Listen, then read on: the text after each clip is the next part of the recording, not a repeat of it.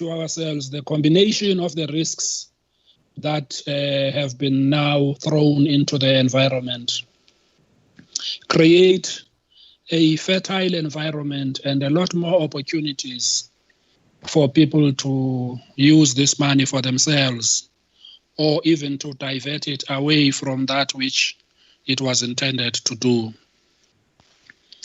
And we were in preparatory mode when we were looking at this fraud triangle and saying that the opportunity for wrongdoing is increasing because of the increased risk.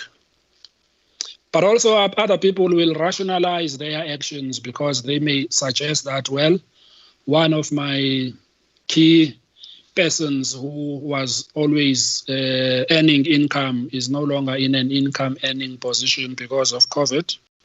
And those kind of things or thought processes tend to rationalize some of the behaviors that people are going to be getting involved in.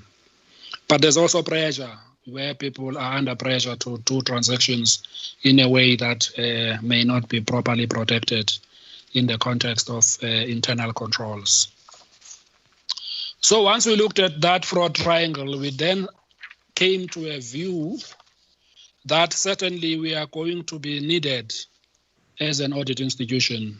And I think it was confirmed when the president announced that he had engaged with us to ask for us to get ready to deal with some of these risks.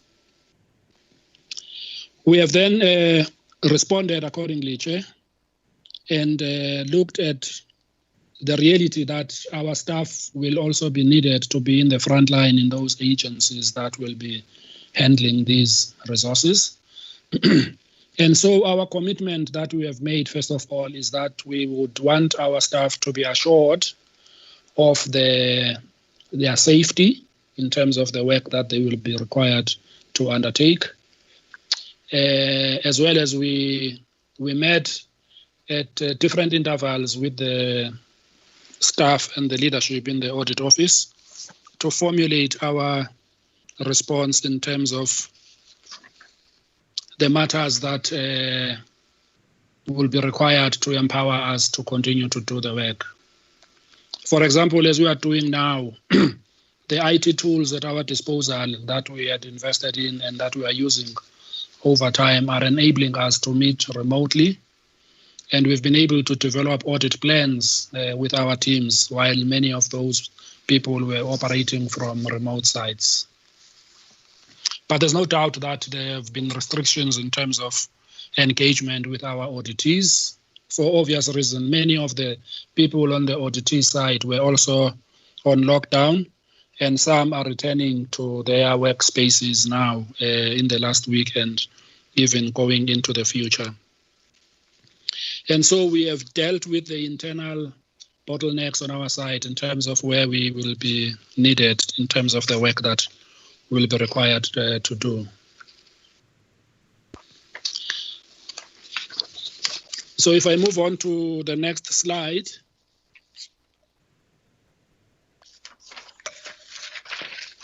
Okay. In terms of the next slide, Chair, not this one, maybe I'll go to number 8. I'll come back to this one. Let me go to number 8 first.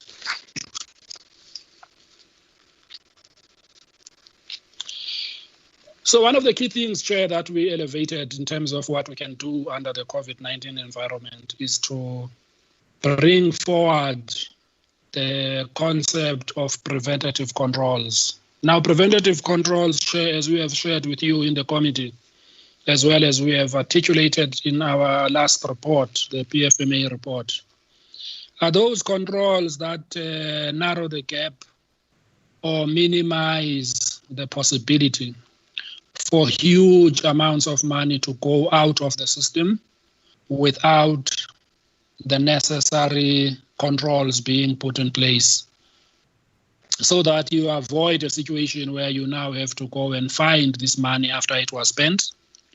But also on top of it, Chair, is a mechanism to bring about accountability to the institutions that will be responsible and handling the disbursement of this full package of 500 billion. When we looked at it, we then said, well, we will be proactive in our approach. We're not going to wait until the end of the 2021 audit before we spring into action. So we've basically taken this proactive focus and put together multidisciplinary teams. Now, these multidisciplinary teams were assembled from the point of view that there are a number of fraud risks, but there are also a number of risks in the information technology environment. Because let's take an example. If you are going to pay the 350 per month for 6 months for people who will only communicate, let's say, via SMS, via WhatsApp, and all sorts of things, you need very strong information technology systems to be able to support the amounts of money that you are going to be dispersing, because you're relying too much on inputs that will come from outside sources like SMS and email. So the other team in the office that we have drafted into this is our information system audit team, whose job will be to go into the respective databases, for example, for UIF, for the TERS benefit, as well as for the likes of the SASSA benefits, which are part of the 350 and other benefits, so that they can look at the databases in detail rather than relying on a select number of transactions that can be paper-based. So I think the value of this is that in determining the procedures that are going to be performed, you've got a combination of information technology audit intervention, as well as a fraud risk management specialists who are part of our investigations business unit, who will look at some of the rules governing the manner in which these disbursements are going to be made and help our audit teams to develop focused preventative controls as well as detective controls. Let me give an example of this, Chair.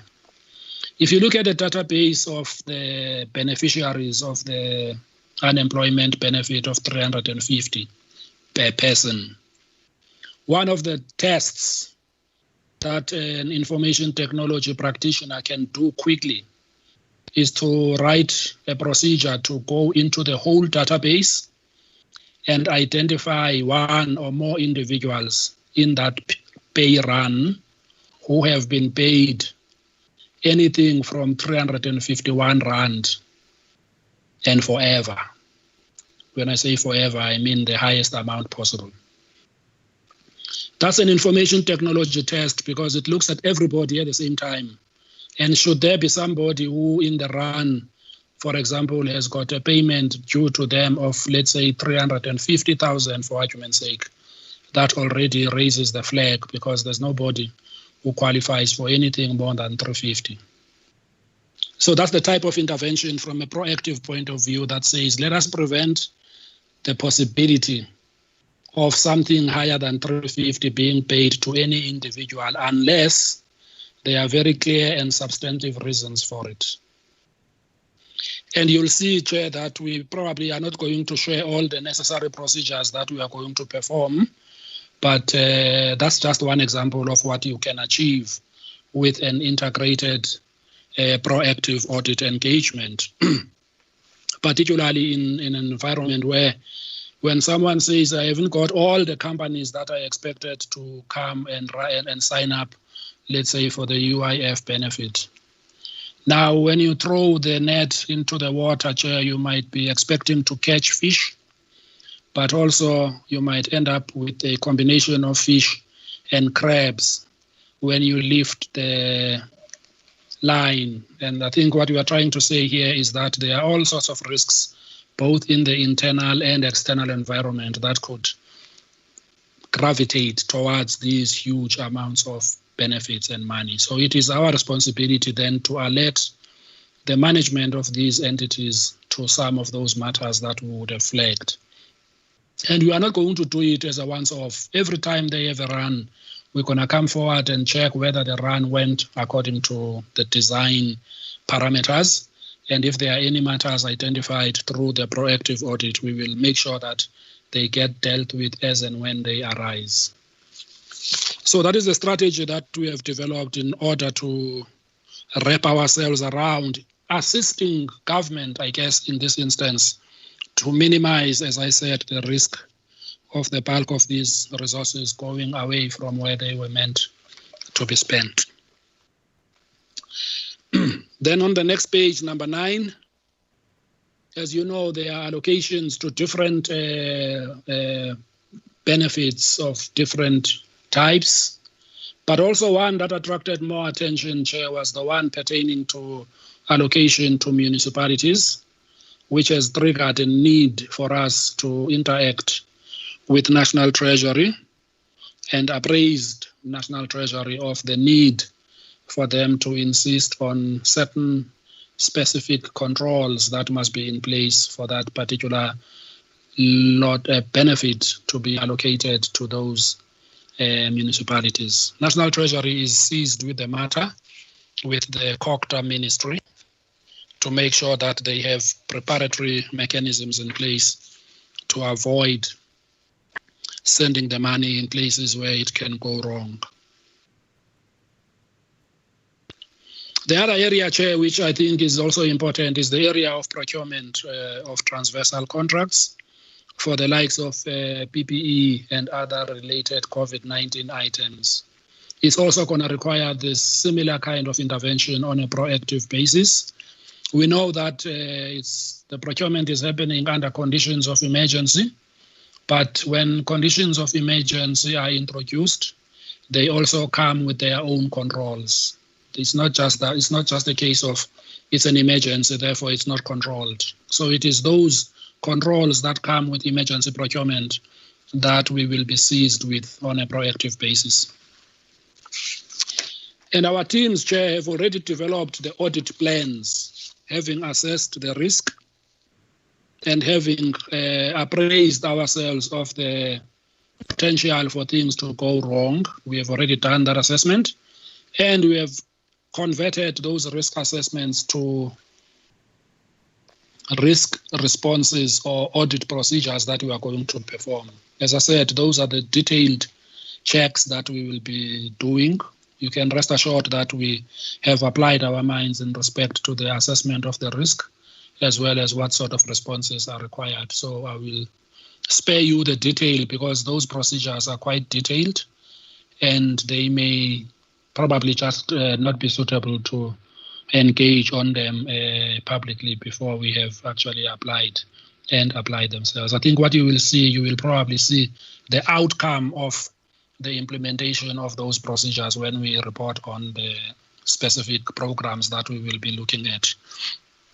There will be a regular reporting exercise that will be triggered by our involvement in terms of this. And we will probably, as our committee, will also be alert to the matters that we will be highlighting when we've started doing that particular proactive work. The audit teams have reached out to all the accounting officers who are responsible for some of these amounts of money or expenditures. And at the beginning, as I said, it was a little bit difficult because there was not much movement around, but many of them have now secured commencement dates for some of these engagements to start. As of next week, some audit teams will be going into some of those places like UIF, SASA, and a couple of others as well, which are happening at provincial level. For example, the National Department of Health is a policy department as far as health is concerned, but the real procurement activity in terms of the COVID-19 related procurement happens in provinces. So that will trigger the level of engagement between our teams in the provinces as well as the accounting officers of the various health departments.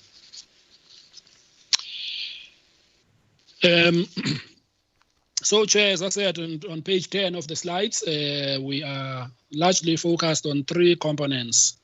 The one big part of the components, as I said earlier on, is the prevention component. Because we do think that sometimes too much time and money gets spent afterwards when we try to recover from losses that we would have incurred, whereas the implementation of preventative controls is probably more superior than relying on detection controls that you will perform 12 months or 10 months after the books were closed. So we are placing a lot of reliance on the prevention controls, and part of what we do here is to say to the accounting officers, now that you've set up this particular payment system, have you looked at A? Have you looked at B? Have you looked at C? How have you dealt with D? Those are some of the preventative controls, because they remind the accounting officer to sort of close the potential leakage. However, in addition to that, we also design our procedures such that they take account of the preventative mechanisms that need to be found in these environments. Obviously, because of the nature of the transactions, there will also be some detection controls that are going to be deployed in these environments. I've explained some of them in terms of that highest amount limit test, which comes via technology scrutiny. And that's where you see on the slide there that in the process of determining the nature of the risk, we've also developed data analytics procedures where we just go into the database. As you know, traditionally in most audits, we do not go to the entire database. We make selections of a certain sample of transactions without having looked at, shall I say, who else is in the house in terms of the whole population. So this ability to do data analytics is going to quickly find out who's in the house before it finds who is not supposed to be in this house. So that's effectively what it is going to do, because it's going to be a data scrutiny test which looks at the entire population of transactions that have been processed. And within those transactions, it's going to try and find out whether there are things that are going to be troublesome as far as the financial disciplines and financial management is concerned. So that is the strategy, that is the approach that we're going to take, to look at the prevention side and say, hey, be aware that the payments that you made in April or in May had these anomalies, the accounting officer. Have you done the necessary corrective steps for the next run of June so that you prevent the recurrence of situations like double payment of a particular beneficiary if it ever happens? So those are the things that we will be looking at to check if there are any double payments, to check if there are payments going into an account other than that of an individual. Remember, this is a benefit, for example, on SASSA that is available to individuals. So if there is a Khadija Mohammed Pty Ltd, we will frown upon that transaction because it's probably an entity that for some reason would have slipped into the database without anybody having detected it when it happened. So that's the key areas of focus. And then the reporting, because of the nature of the emergency and the nature of the resources that have been made available, there's also going to be a need for a quick reporting in the form of special reports that we think would need to be tabled in Parliament. As our work is often tabled in Parliament, this will also be tabled in Parliament so that those special reports and the findings that we would have raised, including recommendations, can at least be processed as and when they arise. On the next slide,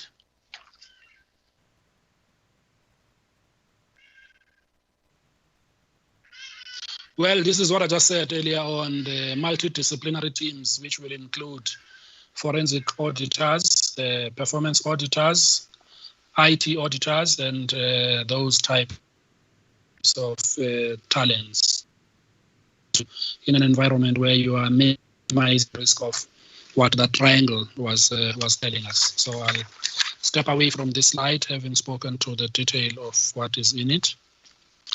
And then basically then deal with the next slide, number 12, Chair, which is really to make sure that our teams, as they approach this work, hopefully the bulk of it will be a case of please send us that particular file, and then we look at that file without having to travel to the auditee.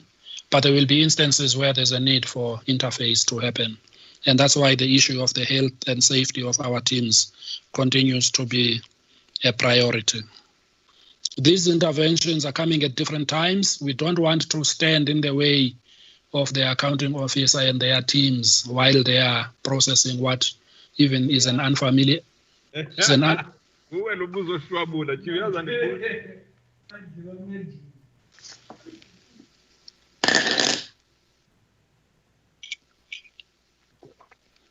Hello, Chair. I think Manalisi Dubasa needs to mute, Chairperson. Okay, AG. Okay, so am I past that Shwabulo part? We can pass Shwabulo. Okay. Now, so the next slide, Chair, which after this one, I think is the last slide, number 13. As I already said, we have engaged the accounting officers.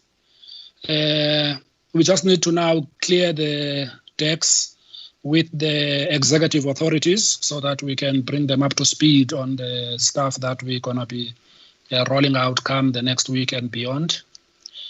Our multidisciplinary teams have been already engaged and identified. The documentation of the detailed understanding of the processes, including flow charts and how the controls are going to be deployed in these environments, have already been mapped out. At different levels in the organization, we're busy reading them now with a view to giving a nod to them. This has been a toing and froing because we are working with something that we have not worked with before to the level of detail that we are doing. And we are hoping that the more the rigor that we put into the plans that we are developing to engage these funds, the better the opportunity for more focused findings and focused recommendations will arise.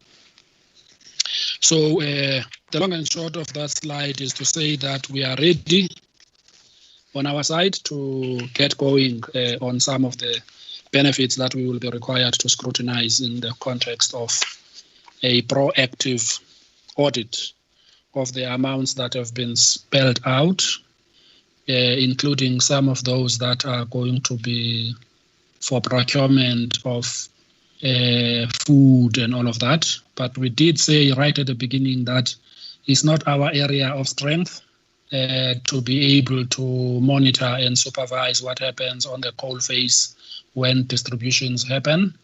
But in that area, we will rely largely on a number of civil society organizations that in the past we've interfaced with, so that if there's a concentration of risks in a particular area, we are able to respond to them and to adapt our audit procedures. So it is to that extent that we will look at the transactions that are going through the books and do verification tests. However, the other part of it, which is about how many kilograms of SAMP were in a particular bag, as well as the type of peanut butter that was in a particular bag, we're not going to venture that far. Hopefully, there are many people that are already doing that kind of work in the NGO sector, civil society organizations, including elected representatives in different towns and rural areas in the country. So that is the part, Chair, that we want upfront to say that it is not in our plans, because we do not have the people that will be able to do that with a level of success that could be achieved by others. And that takes us, Chair, to the first part of the presentation. I think that was the last slide, yes. You can just take it from me, Chair, that we have done the detailed analysis and unpacking of these matters, but you'll see the benefit of it when you look at whatever it is that will come through the reports after the work has been done. But in terms of the broad outline, for us, this is the area of work that we have committed ourselves to, and the plans are almost complete for us to commence this exercise. Shall I pause here and see whether we can dispense with this before we get to the update on local government audit outcomes? That's the intention, AG. But let's deal with this item. It's a very extensive item, which I think that members have since generated an interest on, as it deals and ventures into an area which is a new driven by the conditions. I'm definitely sure the members have got some inputs and questions or areas that they think that they can venture on in terms of this advice or that advice. I'm going to give over to honorable members to indicate those who would want to have anything to say, would allow that period. Chairperson Singh. Honorable Singh, number one. Mende. And De Villiers, please. Van Stalbeek. De Villiers, van Skalvik. Okay. Skalvik.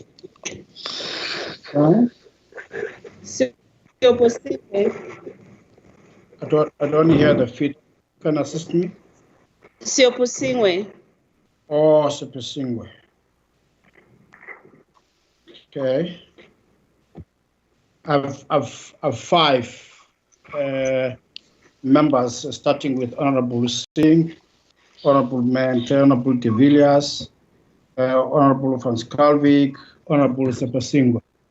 So the five members of the committee to input. To start with you, Honorable Singh. My hand is up.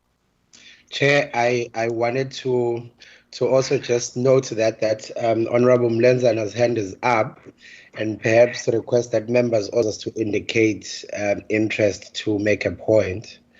It will assist. So if we can just add him on that list, Honorable Mlenzana. Okay. Thank you. Honorable Singh. Thank you very much, Chairperson, and good afternoon to the colleagues and Auditor-General and everybody else present. Thank you very much, Chairperson, for facilitating this meeting. I think it is rather urgent that we had this meeting. I recall on, I think it was Easter Sunday, when I watched the Auditor-General being interviewed on one of the TV stations and speak about these proactive steps, that I sent a message to Peter Paul, to yourself, and I know Honorable De Villiers also sent a message through. So we welcome the fact that we've had this opportunity to meet. And I welcome the presentation and the proactive steps taken by the Office of the Auditor-General to deal with some of the audits. However, Chairperson, I'm just asking myself as I'm listening to the presentation, are we not biting more than we can chew as the Office of the Auditor-General? Because as I hear what the objectives are, it would seem the public may have a false sense that everything out there that is being done during this COVID period in terms of additional spending is being audited by the Office of the Auditor-General. And I don't think that's going to be the case, because what I'd like to know from the AG and his office is how much more human capacity, financial capacity, infrastructural capacity would be required to give the public out there comfort that at least this audit will show that monies are being spent efficiently and effectively. I mean, for example, Chairperson, we are not going to be doing value for money audits. And one of the things I think all of us have been exposed to is what we've been hearing on television and on radio and from constituents about these food parcels. You know, where you can buy them for 300 somewhere, the department's buying them for 1,000.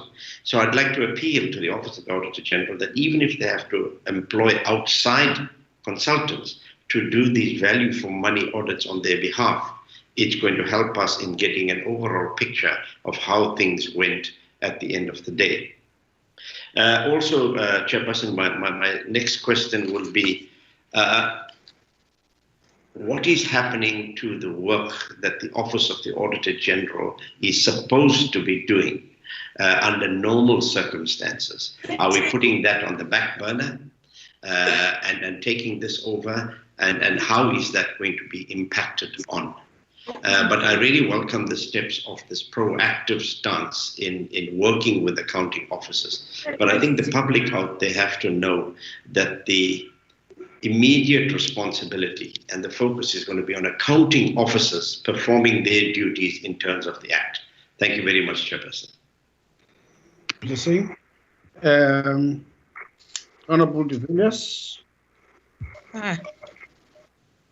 It's Mende. Sorry, Honorable Mende. Good afternoon. Afternoon, Chair, and good afternoon, everyone. Chairperson, thank you very much, and thank you to the AG and team. My interest as well is on the capacity that the AG will require in terms of fulfilling this huge task that they are going to be undertaking, and where can we assist as this committee so that we ensure that the capacity of the office is not impacted by the shortfalls either of human power or financial muscle to perform such tasks. And then number two, AG would speak mostly of controls, in particular for the huge sums of money that are going to be dispensed for the COVID-19. Do we have any proposal for the smaller amounts? And if then that's the case, from how much do you start monitoring in terms of the huge sums of money? From how much do you start to monitor the movement of the money so that we can see if we can accommodate and have some other teams to look at other smaller amounts of money? Reason being, I saw a smaller amount of money, I think last week, in terms of basic education to water for purchasing of water tanks. And it was 600 million to purchase water tankers for 3,000 schools.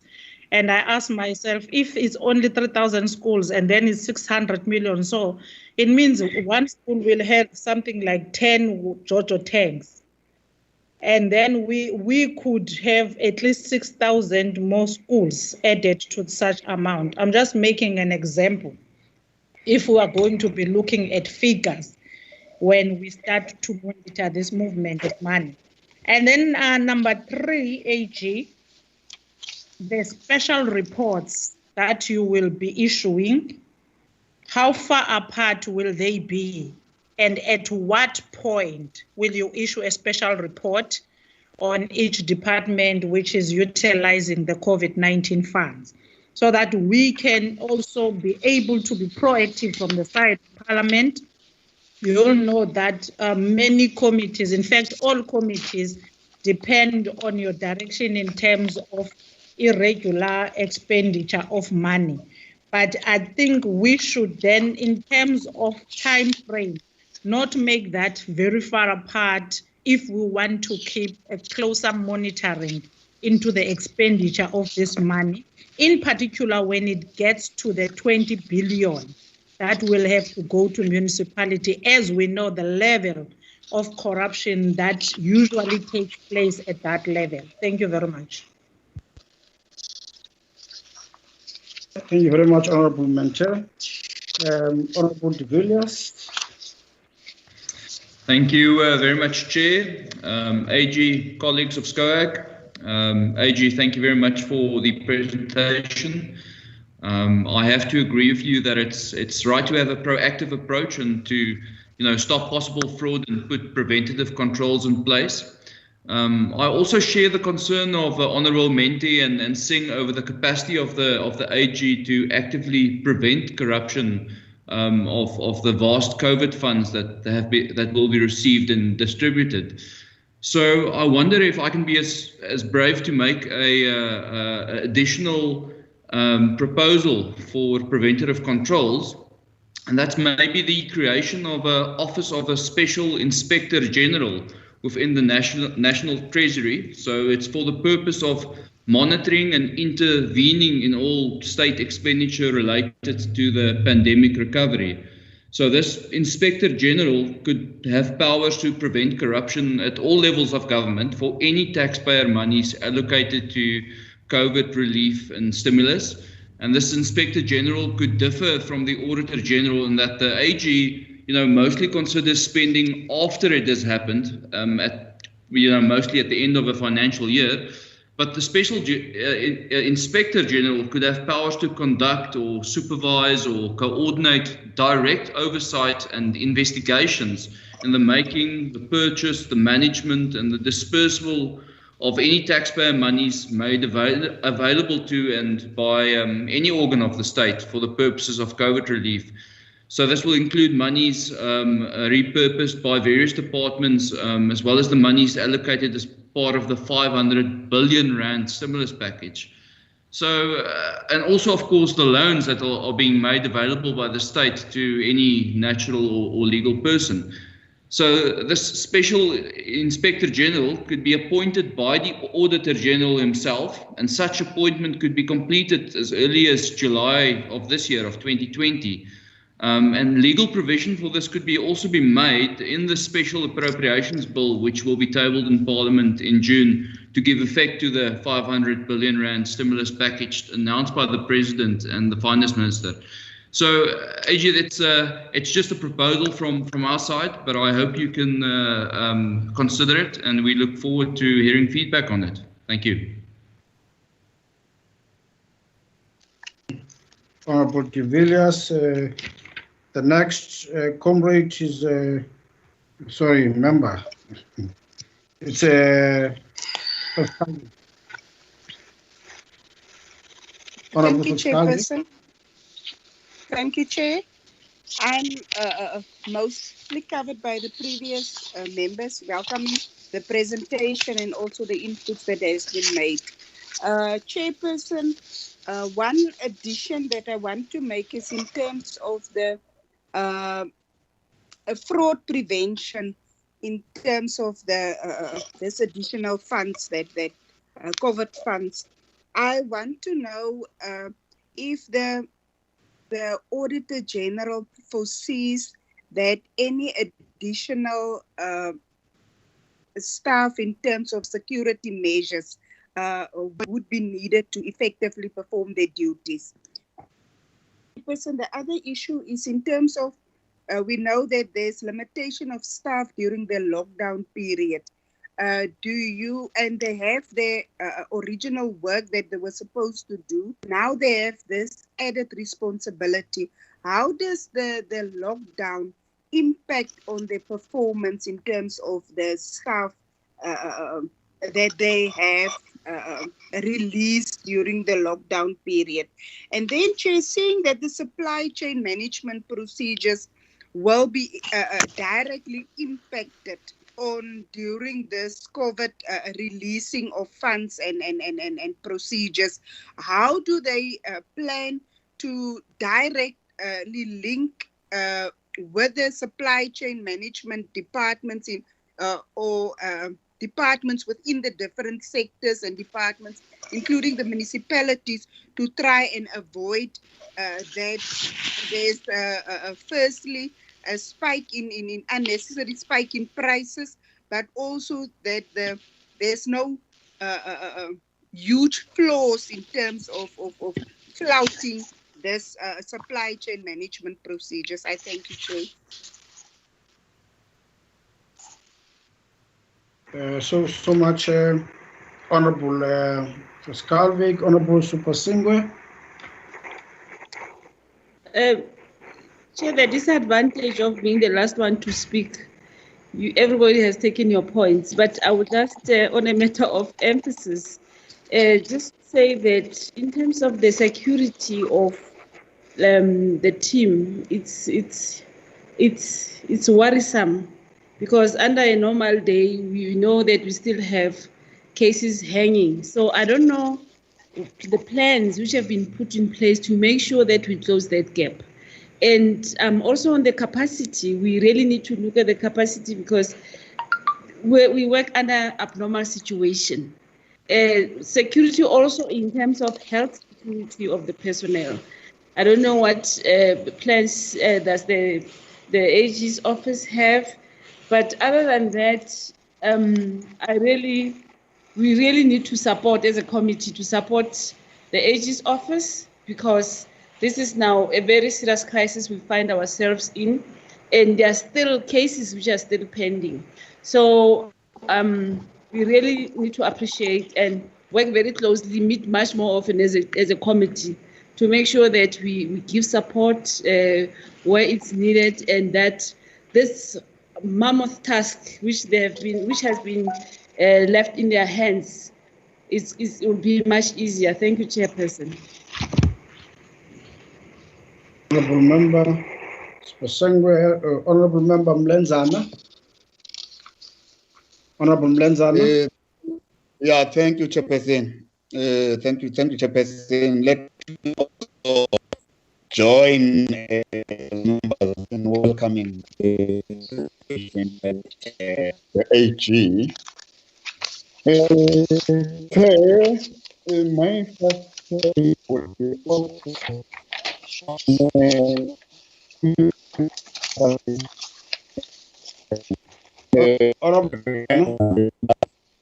Honourable Mlenzana.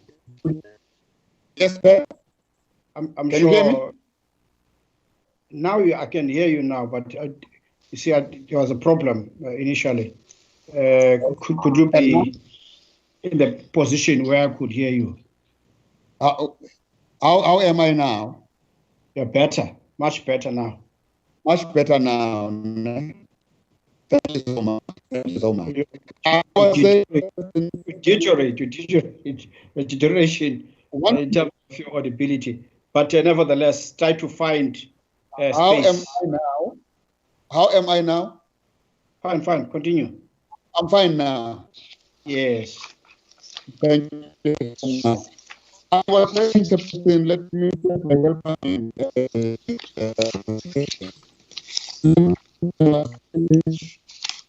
Let me also add. I'm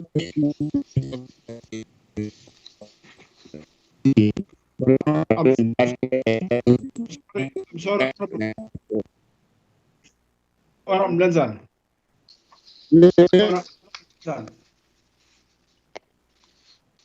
Honourable Mlenzana. No problem. We'll sacrifice you.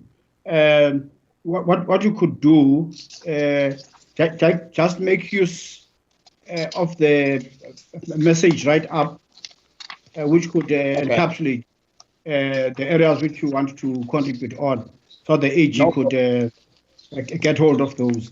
So far, in absence of any other member, I would just ask the AG to deal with the areas which have been raised by members. So, AG. Thank you very much, Chair. I'm here. Yes, AG. Can I quickly refer members? I think members, all of them had a similar concern regarding our capacity, as well as our biting more than we can chew. I want to address that part regarding the capacity, and I'm going to refer you to page 4 of this slide that I've presented. If you look at page 4, Chair, what is important to appreciate with what this 500 billion is made up of is what is sitting on that slide presentation. We're talking about 500 billion, but 200 billion of that, if you look at it, is the credit guarantee scheme to qualifying firms. These are people who are running their businesses in the South African economy, who are going to go to financial institutions with some level of support by government in relation to accessing those loan facilities through the banking system. There is no transaction in that 200 billion that is going to hit the books of any one of the auditees that we are responsible for as a statutory audit institution in the country. So what you can then do, you can basically say that 200 billion will be taken care of through the engagements that happen between financial institutions, the Reserve Bank, National Treasury. So there's no outflow of cash to that extent of 200 billion. So that 200 billion, you can just eliminate it because it doesn't belong to the work that we're going to do. It'll be taken care of by other instruments of oversight. If, for example, a bank overstretches itself in terms of its capital adequacy, it will be dealt with through the Reserve Bank mechanism, who's got a mandate to deal with that. But if there are issues pertaining to support and guarantees and all those things, that will be done via the National Treasury route. So that's number one. Number two, there are a number of income support packages.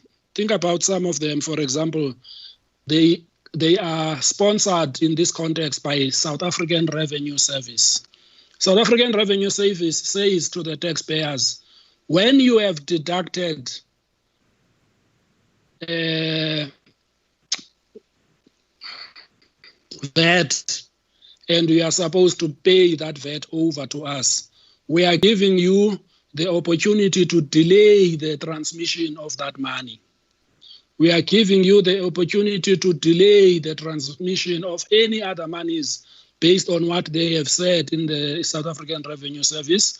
And they've put in limits in terms of what kind of taxpayers are those that are given that remission. That adds up to another total of 70 billion. That's what the package coming via South African Revenue Service is going to deal with. And what we said was that when we commence the audit of South African Revenue Service, we are going to extend our procedures to make sure that they were fully compliant with the 70 billion estimate of the relief they are going to be giving to companies that struggle to pay over their VAT, their tax, because they may need to use that money in the meantime to meet their working capital requirements. So it's almost like a delayed transmission of money that has been costed by SARS. So it's a confined risk within the South African Revenue Service environment, and we are going to deal with it as part of our normal audit instrument when we audit SARS. And we are going to be alert to the fact that there are many parameters that SARS would have introduced for the transmission of monies collected on their behalf by tax-paying companies in the economy, and it will be audited in the context of our assessment of the risks within the SARS environment. And we've taken the cue from the fact that SARS in its rebuilding phase has already demonstrated to many of us that they are upscaling and upgrading the systems that will enable them to have proper transparency and oversight over these kind of benefits that they will be letting out.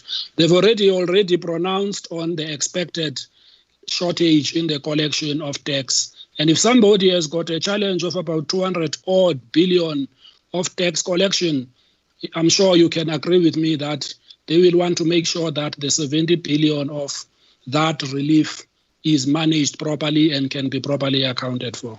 So in that slide number 4, Chair, what we'll remain with in terms of what we said we will do as an audit institution is the other 230 billion, if you think about it. And that 230 billion is not everywhere in our auditees. Let me just quickly, while you are looking at slide number 4, share with you that the support that has been set aside for efforts to do other activities within the health sector has been quantified, for example, as 20 billion. So the people that are going to be chasing that 20 billion will be our audit teams that are already responsible as we speak now for the health portfolio. So there is no need for us to go get new people. These people who are responsible for the health departments in the various provinces will take care of that particular audit in this period that we are talking about. And I say this because pursuant to COVID-19, the submission date for audits has been pushed forward because people were at home for the greater part of March and April. And the Minister of Finance, right at the beginning, Treasury issued a note to indicate the fact that the due date for the submission of financial statements is now going to be delayed by 2 months. Instead of those financial statements being sent to us for audit by the end of May, they are now required to be sent to us by the end of July. So we've got a little bit of gap there to accommodate some of these activities, even though we know we're going to have to spring into action for the PFMA after the 2-month delay. So it gives us a bit of capacity to ramp up our procedures in these areas before we get fully engaged on the PFMA from July onwards. So if you look at all our 3,500 people in the office, there's a group of people who are in the health portfolio who are going to take charge when it comes to this particular expenditure. And as I say this, if a team in the Eastern Cape has got 10 people, for argument's sake, who are responsible for the health audit, in order for them to carry out this particular activity within the health department in the Eastern Cape, it will not require all 10 of them. It will require less than 10, because these are focused procedures that need to be performed in order to meet the audit objective that has already been identified. So that's number one. Then the next one will be the audit team that will look at the relief of social distress. I've already highlighted, if you look at the pie chart, the social relief, the relief for social distress has been quantified at 50 billion. That money is not going to be spent almost everywhere in government. It is confined within SASSA, South African Social Security Agency, which is one of our auditees. The beauty about this is that the audit team that is responsible for the audit of SASSA and social development has been doing it forever and a day. There's continuity, knowledge of the systems, and it's a question of plugging, again, a sample, or rather a small group of people who are part of the bigger SASSA audit to attend to the month of May, June, July, August as we go forward, so that we can begin to keep track of the monthly processing of the social relief of social distress. So in the entire portfolio of departments and entities, for now, we would have dealt with 70 billion in terms of the audit through the SASSA environment, through the Department of Health. And then the other one, the 40 billion on that screen, is what has been set aside for the payout that will come from the UIF under the Department of Labour. We already also have a team that is responsible for the Department of Labour as well as UIF. UIF is not everywhere in the country, it's just at the head office level. So it's a question of that team doing the work that they have been assigned to do at the UIF in order to address the risks associated with the 40 billion. And of course, if you use technology now and you say you're not going to need to look at every single transaction through manual interface, but you are going to use technology to interrogate the risks in the database, that also eliminates the need for large numbers of people, because the people will come after the extracts of the outliers have been made in order for them to go test them. Then there's also money set aside, Chair, for water as well as other services, which is the 20 billion earmarked for municipalities. That has not yet been sent to municipalities as we understand it. As I said, National Treasury and COGTA are busy figuring out what is the best way to handle the disbursement of that money to local government. So it will come down the line. It won't put pressure on us now. The areas that we're going to be focusing on is that procurement in health, in SASSA, as well as in UIF. So for those 3,500 people, Chair, I don't even think that 100 staff members at the Auditor General will be preoccupied with this. So it deals with the issue of capacity, and it also deals with the issue as to whether we are biting more than we can chew, because we've already identified, based on this pie chart, that not everything that is in that 500 billion will be subjected to our scrutiny. We only would have responsibility for 23% of it, which is the 230 billion, as I've outlined it. So I think it gives you a sense of comfort then that out of the 3,500 staff members across the country, we're not even going to get to 100 people in order to do this. It will obviously have some impact as we get closer to the end of July, but we will manage it, Chair, because it's a tactical management of what we need to do in that context. Let me explain what I mean. What is going to happen, Chair? Let's take an example with the database for the social relief of distress. Like I said earlier on, each individual qualifies for 350 every month for 6 months. Once the principal database has been set up at SASSA for month number 1, which is the month of May, we'll be able to audit the take-on of that particular database through technology intervention. And there are people on the database who have been tested in terms of the controls to access that system and so on and so on. Every other month will be maybe addition of those that didn't come forward in month number 1 and month number 2. And we believe that there's not going to be too much movement as you go forward, because what you will need to do on a monthly basis is just to test the changes as well as to test the overall run to make sure that the money that has been dispersed is consistent with what is sitting on the database, and that the account reconciliations that have to happen on a monthly basis are being done. So that is the extent of work really that is required here. It is doable without having to go out and find additional people to do this work. So I think we are on our side acknowledging the point that members are raising, but we are not stressed by capacity as well as the fact that we might be doing a lot more than what we can handle. All of this is within our capacity, and we can put our neck on the line for it. As far as the issue of the value for money audits, one of the things that we saw, Honorable Singh, as we were looking at this, we are in collecting the principal information. We already have an idea of what sort of things are expected to be bought. And I think that guidance has come from National in Social Development. What are the typical things that need to be put into a pack? What are the kind of pre-approved suppliers which has been populated by province in all of the provinces, as well as the expected prices, among others. And we will be working with that through the Office of the Chief Procurement Officer as well, to actually make sure that when we audit the expenditure in a particular department that has had an expenditure for procurement of that, we at least follow the guideline, because they would have done some work on their side to determine what sort of price ranges they want to work with. And I think it is when that has not been complied with, or when the prices that we see on the invoices are outside of that parameter, that we are going to raise the matter and put it in our report.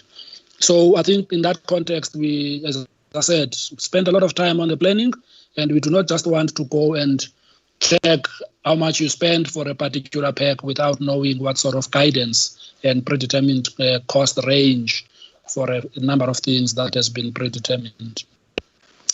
The impact on ongoing work, I've already said, and I'm going to deal with it as the item number 3 on the agenda for today, the implications of the COVID-19 on the work that we are doing as an audit office. But the only assurance I can give for now is that it is not going to have a significant impact on our work. The disbursement to local government for the 20 billion, where the bulk of the risk is, has been pushed forward. I think National Treasury will make a determination together with COGTA when to release that money to those local government. But you will remember, Chair, also that the bulk of the water tanks, as well as the tankering entities that deliver water to go fill those tanks across a number of towns in the country was a project that was administered directly by Department of Water and Sanitation together with Rand Water. So already the part of what that 20 billion was earmarked to go to municipalities, we already seen that it has already happened. It's probably a case of them reimbursing each other and so on. But now, the Department of Water and Sanitation has already done that work. I think all of us saw the stuff they were reporting on in respect to the delivery of tanks and so on and so forth. So our audit effort in that context will be focused around Water and Services Department together with Rand Water. We are already in discussions to finalize commencement of engagement for that particular procurement to begin to tackle part of the other 20 billion for municipalities. So it is when that money arrives, some of it at the municipalities, that we will then get our provincial teams to do the necessary work in that area. So capacity, yeah, I've dealt with that issue. I guess the assistance from the side of the committee, Honorable Mende, would be triggered by us. Should there be any difficulties we encounter, for example, if we encounter resistance for certain areas where we need to do the work, just outside of the issues of security, but if we are encountering resistance, we will raise the hand and say, so-and-so does not want to be audited proactively, and we would like you to be aware of some of those things so that you can help us clear any bottleneck that might arise in the context of doing this work. I take note of the small money story that you've highlighted. We will figure it out, and I think some of the team members would have taken note of it. But as we get into the environments where we're going to audit, we will also apply our minds to some of the risks that are associated with this. As far as the special reports and the intervals, it will also be determined by how much progress we are able to make in each one of them, Chair. Let's again go back to the UIF as well as SASA. A lot of those disbursements would have been made, so the records are inside the institution. When we come in in the middle of June and we do the audit work, the report arising from that work should not be delayed unnecessarily. We would like to make sure that we report as soon as possible and at intervals that are consistent with, how much time was needed and whether the work was complete for us to be able to report on it. Then let's come to the other point. I think Honorable de Villiers also raised the issue of capacity, and I think the point that we want to make about this proactive audit is that we are not going to prevent fraudulent activity, because fraudulent activity is complicated in its own way. But what we are going to be able to help with is to highlight those instances that may already have translated into fraudulent activity and be able to report on it as and when it happens. To prevent it, Chair, as I've said earlier on, is an instrument in the hands of management. If management in their systems allow somebody to change the beneficiary bank account within the UIF system without having controls to detect it when it happens, that person can easily get away with transferring hundreds and hundreds of thousands of rands into that inappropriate bank account. We can only pick it up and highlight it after the money has been transferred into that bank account. The only people who can prevent it from happening in the first place is the accounting officer and the management of the entity. And I think I wanted to draw the distinction for that, so that we are not suddenly seen as people who are going to prevent any wrongdoing from happening. Ours will be to come in as early as possible. And we are saying this, Chair, with our experience of what we've been reporting on over the years. And I think all the members are familiar with our reporting on irregular expenditure. If that irregular expenditure is not investigated by the appropriate bodies, that money is gone. No one knows how and where and why it went where it went. Whereas if we pick up that within the SASSA base, database that was meant to pay 350 per person, there is someone who has been paid 3.5 million, for example, in the month of May, and we pick it up in the month of June, we believe that there's a great opportunity for steps to be taken to sort that out as and when it happens, because it's not based on documents that are 12 months or 2 years old. It's based on last month's processing activity, if it was not picked up by the internal controls. The matter of the Inspector General, Honorable de Villiers, you know, the Inspector General role, as you know it in the United States of America, is a function of the executive. Because there in the United States, there's also a Government Accountability Office, which is an equivalent of our office. But within the functions of the executive arm of government, they've got inspectors general. Inspectors general are equivalent to an internal audit function as we have it in our country. So National Treasury does have internal audit capabilities. And when there are heightened levels of risk at this level, they normally would have to trigger that particular intervention into action. Because the Inspector General is just that, it's called that in the US, but its job effectively is to appraise the executive management of the agency. If it's the agency for postal services or for health and human settlements, that Inspector General is focused on dealing with risks and controls within that portfolio. It's no different to what our own dispensation provides for in respect to an internal audit function. So the point that you highlighted regarding the job and the role that we might play here will probably get us into trouble, because we wouldn't want to find ourselves determining the structures that will apply in the side of the executive, because when they don't work, we will not have a leg to stand on when we have to come independently to scrutinize the whole institution. So that one I will leave there. And then the issues of security, as I said, Chair, I mean, we're not going out on a huge limb, if I may put it like that.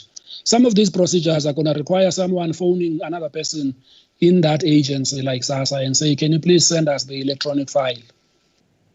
Then the bulk of the work will probably happen in an environment that is not exposed to security risks, among others. So we do take cognizance of the fact that we should not get our teams to be all over the place doing this kind of work. We've got to make sure that we do it in a properly secure environment.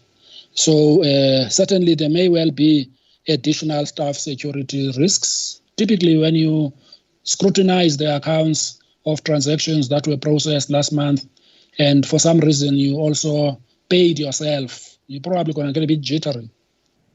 And that's why we think that all of this can happen through electronic intervention, but people behind the scenes will be doing the analysis without having to expose themselves in that processing environment. The original work, as well as the impact of the lockdown, I said earlier on, the original work, as far as we are concerned, there is no indication that there will be a significant negative impact because of the lockdown. It's already been extended by 2 months. Under normal circumstances, by next week, we would be getting financial statements, but that process has now been delayed because of lockdown to the end of July. I will get later on the Deputy AG to speak about some of the preparatory activity that we have put in place in the office with a view to making sure that staff, when they return in a place that has been prepared properly in accordance with the current regulations as well as the levels where we operate at currently. So the Deputy AG will be giving some feedback on that aspect, just so that we can all have a sense that the audit offices have also been attended to in order to make sure that people return to the office, but there are still those that are working away from the office because of the coronavirus story. The The matter of monitoring prices and suppliers, as I said, Chair, we're working closely with the Office of the Chief Procurement Officer in the National Treasury, together with the DG at National Treasury, to make sure that for especially those commodities that get purchased, there are certain parameters within which they have given instructions for what needs to be spent on them, and that will be looked at. I addressed the matter of the security issue, and I've also just overlaid the fact that one of the key things that we are taking with us as a tool into these proactive audits is data analytics. Data analytics, for the greater part, Chair, the analysis happens in the coded environment. You don't necessarily have to have large numbers of people. You just have to make sure that your tool of scrutiny works for you. Therefore, it means that instead of sending 40 people to a place, you just bring the file electronically to where you are, and you can get lesser number of people to do the audit work behind the scenes. Let me ask Deputy AG to deal with the health and safety and preparation for the staff returning to the office, and how gradually that has been determined over the next while. Deputy AG, over to you. Chair, please, if you may. Okay. AG. Thank you, AG. Thank you, Chair. Good afternoon to the honourable members and everybody on the call. We've done a lot of work, Chair, to prepare the office for the safe return of our staff to our premises. In that regard, we've observed best practice, as we can see locally and internationally, but we've also ensured that we are observing the regulations as stipulated by the Department of Labour and Employment. Whether it was about sanitizing the offices, putting in place the health and safety policy that's consistent with the expectations of the department, ensuring that there are masks for all staff and sanitizers, protocols for screening, testing and isolation where required, limitations on visitors, etc. So all of those things have been put in place. What we're busy doing now is to work with auditees to ensure that we limit not just access or physical presence of our audit teams at auditees, but to also make sure that we are working with them to define the protocols that would make sure that our staff as well as theirs are kept safe as far as possible. We've also ensured that we observe the key requirements to limit the movement of staff as far as possible. So most of our teams are working from home. We're using the online methods of working, and it's proving to be quite an exciting space, challenging but exciting. We've also ensured that the people who are at risk, whether for age or for the existence of comorbidities, or those who use public transport, we limit the need for them to be moving about. So I just want to give the committee the assurance that we have done the necessary to ensure that safety is maintained when people are at work. We are limiting the need for movement through remote working. We are working with auditees to limit exposure of their staff as well as of ours when we have to go to client sites. And I hope that assists. Thank you very much, TAG. Back to you, Chair. Could see Honourable Mlenzana's write-up of the questions. It looks like a number of areas that he has raised have been responded to. One is on human resources, which we have done so. The second one is the matter of security. The third one is a matter that relates to emergency procurement, which you have outlined your relationship with Treasury on some of the specifications thereof. It looks like those matters have been somewhat addressed quite appropriately.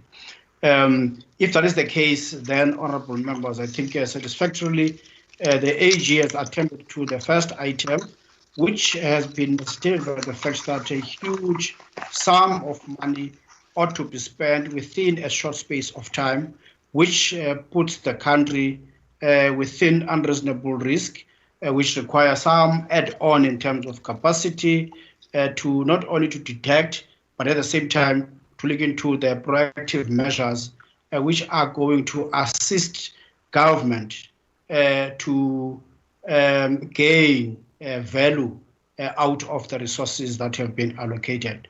So we appreciate, AG, the preparedness of your office in working with the government to achieve so, at the same time to assist the country to stay at rest in as far as matters of fraudulent and corruption exercises are concerned, notwithstanding the fact that some of the matters might be detected after effect, but in a way they could be brought in line in terms of applying what each and every auditee ought to implement in terms of the internal controls, so that the lapse thereof is somewhat assisted in good time.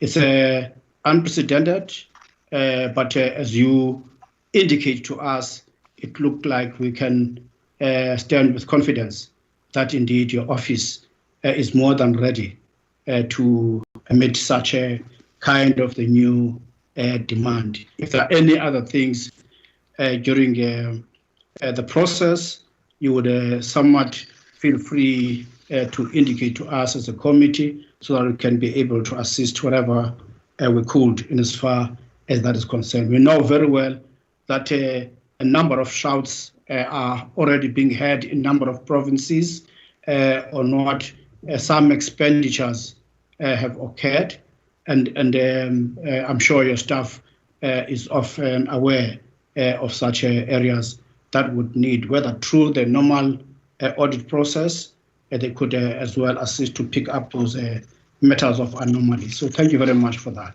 The second item, which is a bit hefty one as well, is that item that relates to MFMA report in as far as such outcomes are concerned.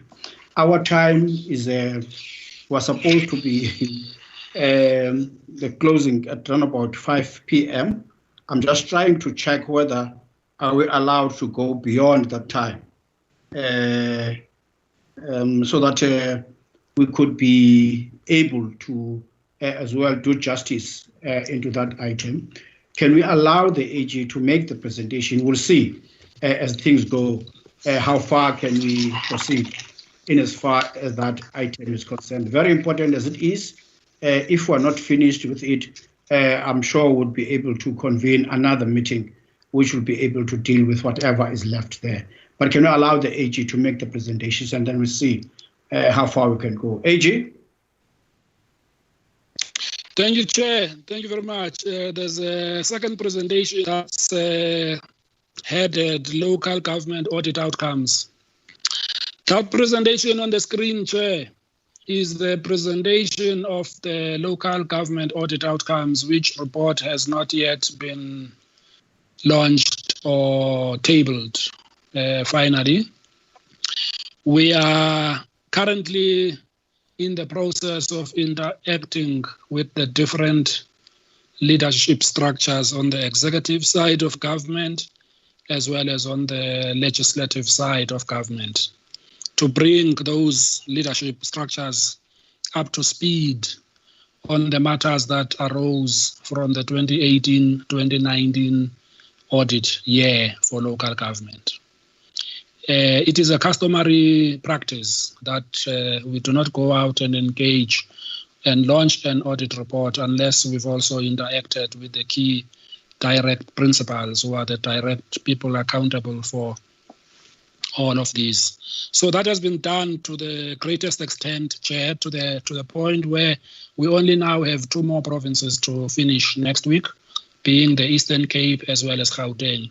The rest of the other 7, we've already engaged with the Premier as well as the MECs for local government and finance, SALGA similarly, as well as the national ministries, Minister of Finance, Minister of COGTA, and earlier this morning we also engaged with the Director General in the Presidency. I think one big remaining constituency will be the Association of Public Accounts Committees, APAC, which is scheduled also to be engaged next week, sharing them the overall outcomes of this work. When we interacted with the Chair of Chairs in the National Assembly, as well as Honorable Nyambi, we also were given assurance that the oversight committees for COCTA, as well as the select committee for the same portfolio in the NCOP, will be also engaged before we get this report into its final stages. So that's where we are, Chair. So this consultation with you is in the same context, allowing those that are closer to the level of oversight on these matters to have a sense of what is in this report. And of course, we will appreciate that this is just taken as a briefing in the context of it, because it may trip us if it just goes out into headlines about different audit outcomes at a consolidated level when the report has not yet been launched. So I guess it's just for us to note, but soon after we finalize those engagements, the report will be surfacing, we hope, no later than the end of June, because we are already now at the end of the next audit cycle. Local government ends in June every year, so we are already on the throes of another year end for local government. Now, if you look at the heading of this report, Chair, something we have not kind of done in the past, but we thought let's give this report a name that it will go out with. And that name is one that you see on the board, not much to go around. AG, sorry, Chairperson, it's Singh here. Sorry, AG. May I just come in on a point? Chairperson, I heard the AG say that this is an interim report. It hasn't been finalized. I don't know to what extent it's a public document, because we have media and others on the line. So I just thought we should be guided by yourself, Chairperson, and the AG to the extent to which the contents here are discussed in a meeting like ours. Thank you. Well, thank you very much, Honorable Singh. I think the AG has spoken on the matter quite extensively. The emphasis is that this is a consultative process which has to be observed in accordance to regulated environment. As of now, we'll take this as purely a briefing exercise which assists us even in terms of our time, that there will be no discussions on the matter, since the Auditor-General would have to come back at the time of finalization of the consultation of the executives, which are affected by the report. And therefore, the press present, through Ms. Faith Denze, that point ought to be made to those who are in attendance, that this is not for publication so far. It ought to be observed as such. That's our earnest prayer and plea, that it should be observed in that format. Or else we will withdraw the report and ask the AG to come back when the report has been finalized. If the observation can be made of such an instance. Honorable Mlenzana. Thanks, Chairperson. My view, Chair, would be why not let the report as shown now on the screen not be rolled down, and the AG just talks to the report briefly with that trust as you are saying. And then circulate the report to us as a confidential document. When I'm saying us, I mean the members of the committee. That's my take, Chair. Particularly looking at time also, that even this was just a sharing exercise. We're not even going to discuss the report. Thank you, colleagues. AG, is there any problem? No, I will follow the direction that Honorable Mlenzana has given on the matter, when I was putting that picture on the screen, I wanted to say everything else with that picture just sitting there on the screen and not show anything else. I was coming to that point when Honorable Singh came in. I was going to ask the members to keep the hard copies that they have, with the understanding that those are just for them to reflect on the audit outcomes, so that we can have the space to finalize the conversations that we are having. And of course, in the past, we've asked the same thing with the media, because what typically happened in some few years ago, Chair, you will have headlines on the same thing 3 weeks later when the report is published. And then the public will start adding the figures up. Little do they know they are dealing with exactly the same report that the media would have seen before it was launched. So I think we've had that understanding even in the provinces. Many of them do not report on it until it is the official launch of the general report. So I think your plea to them will probably help. So but what I'll do now, Chair, I will just talk about some of the broad strokes in respect to that particular headline that we have on the report, where we say that there's not a lot of money that is available as we look at the financial statements across all municipalities. And it's been a historical issue. Many of them struggle with generating revenue. Many of them struggle with what gets allocated to them to meet their obligations. And many of them have got other additional activities and additional costs that they have to look after as institutions on an ongoing basis. Their employees, the need for them to repair and maintain their infrastructure, the upkeep of their different assets and all of that.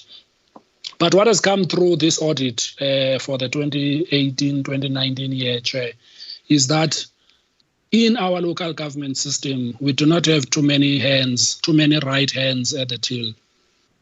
That's effectively the overall perspective that is painted in this report, which says that there are these limited resources that never come easily because many people struggle to pay for services, including the commercial entities and households.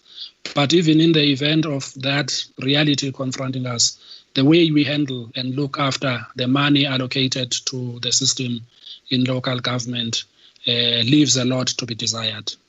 What compounds it, Chair, is the fact that even those that are assigned oversight responsibilities at MPEC level, at council levels, do not do the oversight work required of them. Hence, many municipalities have been qualified in their accounts.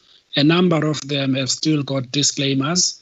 But, Chair, what is also stood out is that they continue to spend more even on consulting services, despite that reality of getting negative audit outcomes. So this report, Chair, is also looking at the detail of the different districts. You'll see in the report when it comes out, it will be giving some analysis on districts to look at the different relative strength from a financial capability, financial rigor at district levels, and then it launches directly into the municipalities under that district and does a write-up on how the financial statements that were presented to us sometimes are not worth the paper they were written on, among other things. But in some instances, Chair, we flag some good practices that came out from some municipalities that have continued to be clean, and the problem that we've encountered as far as the diligence of financial management and the ability to put proper administrative systems and oversight, Chair, has been a widespread weakness. You'll see it in a number of provinces, with a few, if not maybe two provinces, where you still have a very strong set of internal controls. And of course, the reality of the situation, Chair, is that a lot in terms of the funds that flow through local government could be saved and could be made to do most of the things for which it was set aside if the disciplines of preventative controls, if the disciplines that come with oversight activity were to be the ultimate and the minimum requirement for all of these municipalities. And the analysis covers all 257 of them across the country, province by province, district by district, municipality by municipality. So we have a report like that. What you see in front of you, if you look at the different color code that you've become accustomed to, particularly some of the members of the committee who are in SCOPA, you will relate to the type of stuff that you are flagging in respect of the local government audit outcomes. But as I said, the full detail of it, as well as the extent of that narrative, which is in the report, will surface no later than the end of June, once we've given the opportunity for the rest of the leadership to appraise themselves of what is in the report. The other last point which I wanted to raise was with regards to the issue of the financial health. When you look at institutions like these, Chair, especially local government, and you have a series of infractions that were allowed to grow over a number of years to a point where they become the new standard. That means now the lack of internal financial controls becomes the new standard. If on top of that, you add the reality of the economic situation that all of us confront, you're bound to have financial health risks looking forward into the future in terms of these institutions of local government. The reason being that they are allowed for a situation where the bulk of their money is got to be diverted to other things without the appropriate steps being taken, but they also did not get to address some of their infrastructure problems of the past, which means those problems of upgrading infrastructure and fixing broken assets were never attended to. But the budgets, if you look at them from now going into the future in terms of the likes of your equitable share and conditional grants, those budgets are not going to get any bigger if we have an appreciation of where the revenue projections are for the whole country. So which means that there's a significant financial health risk that is coming ahead of us, which needs to be addressed in the context of addressing the audit infractions that we have looked at. Chair, I think I will leave it at that and say with that last point, I probably have spoken about all 257 of them, broadly speaking. As I said, also there are certain exceptions to the rule, but we're not going to talk about those. There are many that have done a good job, but the good job they did is not vastly different from the picture that you saw a year ago or 2 years ago. Still drips and drabs of effort, but there are those that maintain the correct line in terms of adherence to internal control systems. So, Chair, that is the essence of it. If I may come back to you again. Okay, thanks, AG. I hope you are as well timing the space of getting back into the committee on the same matter, as it is the interest of the committee as well to input on the nature of the standard of such an audit.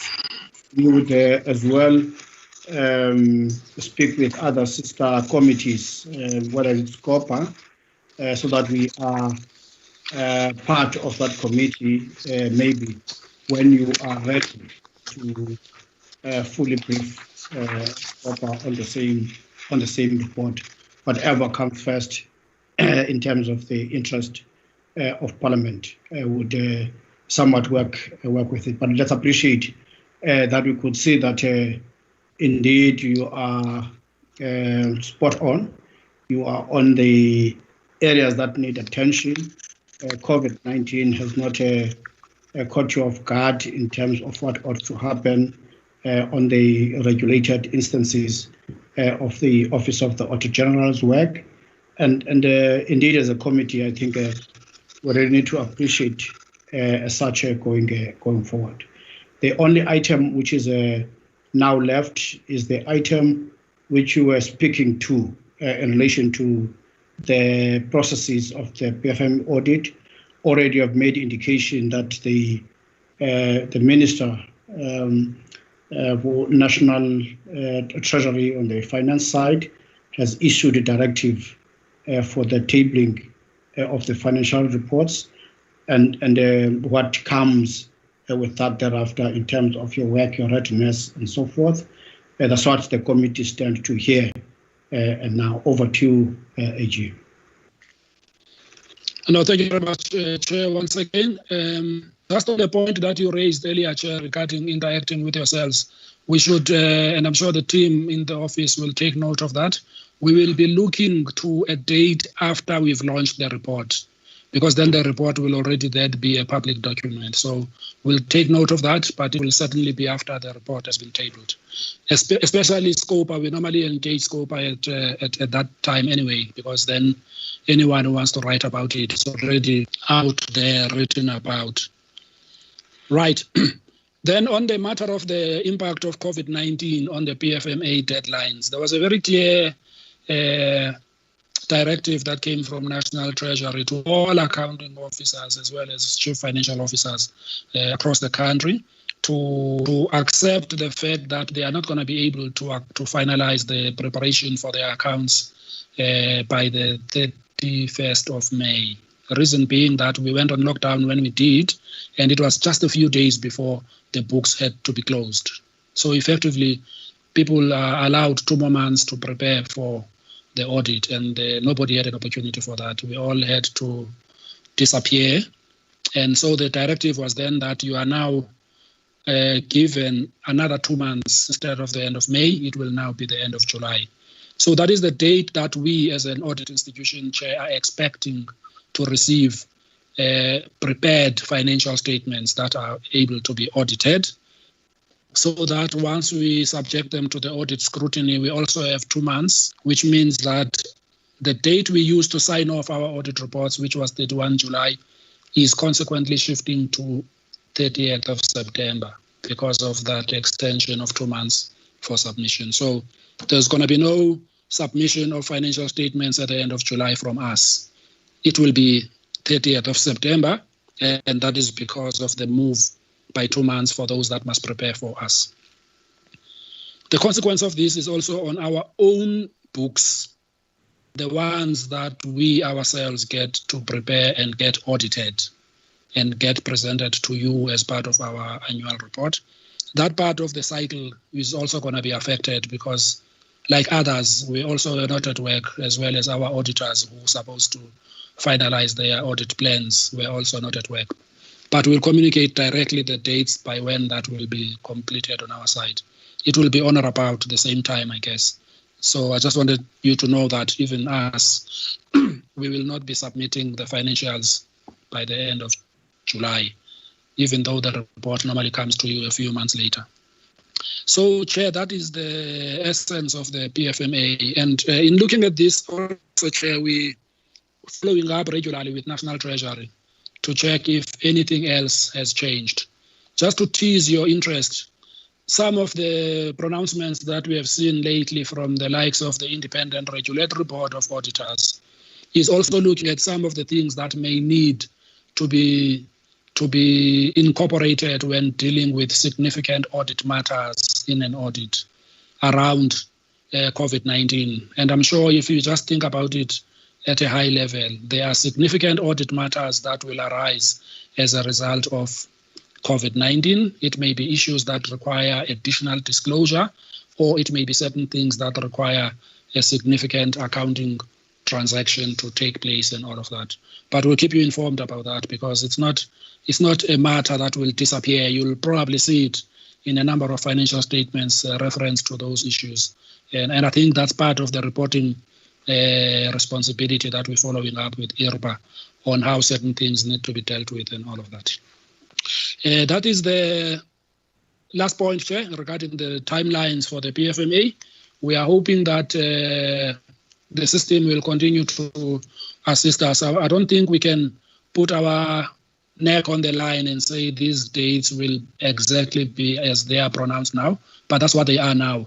We don't know what else might happen further down the line that might change this, but for now, that's what we're working with, subject to anything significant that maybe all of us will know.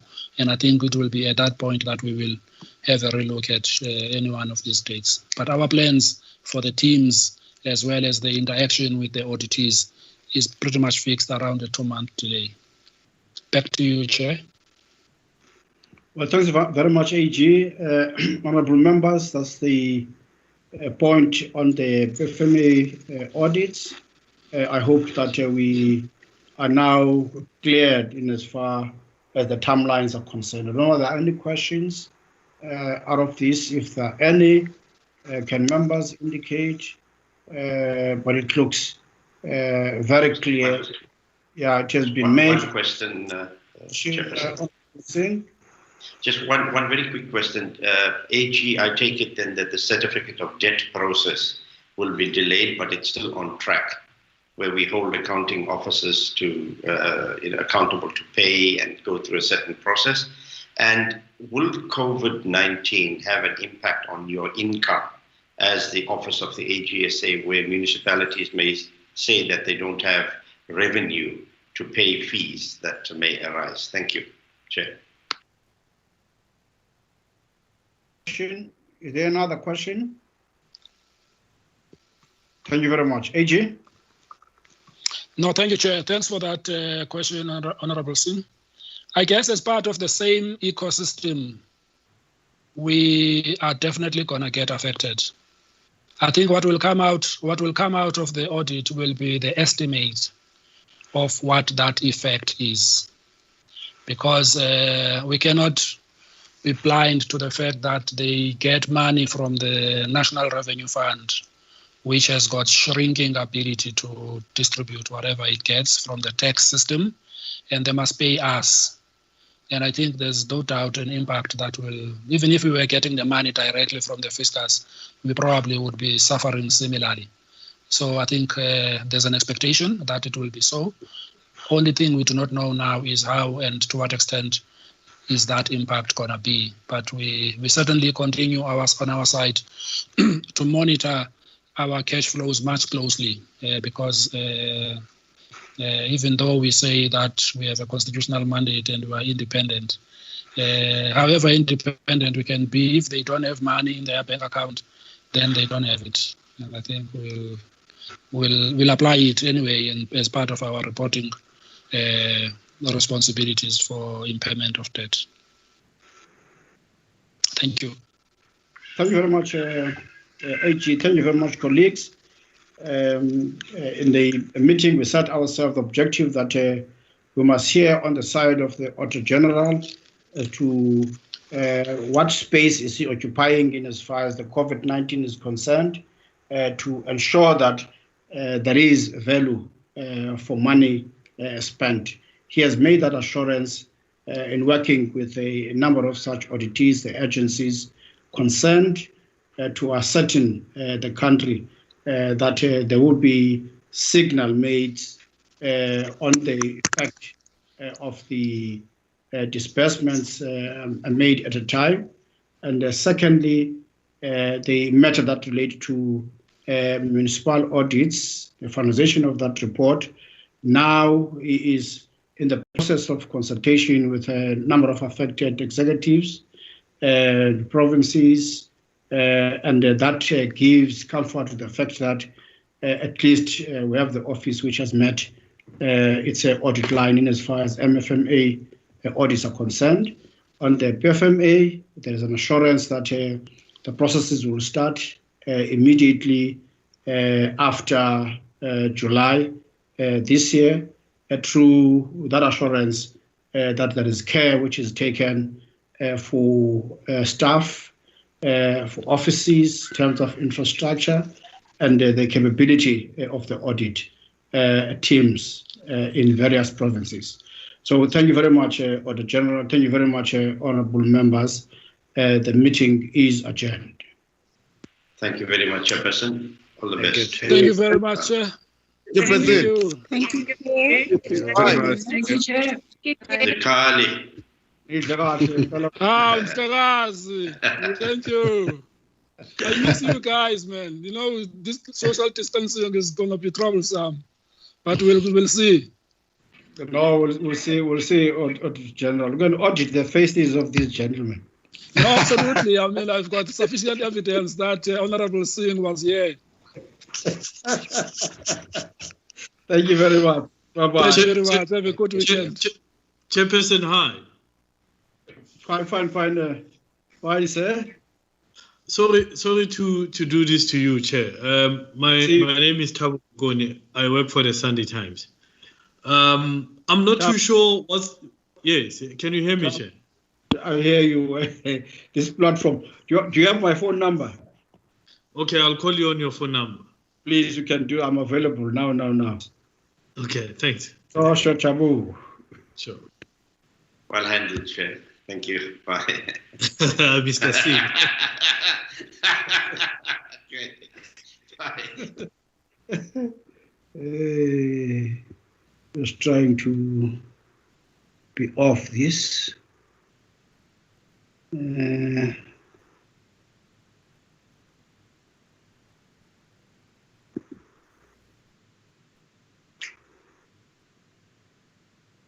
Hang up, Chairperson. Press the telephone. Press that red telephone sign. Hang up. I'm trying. I don't see it here. It's making me.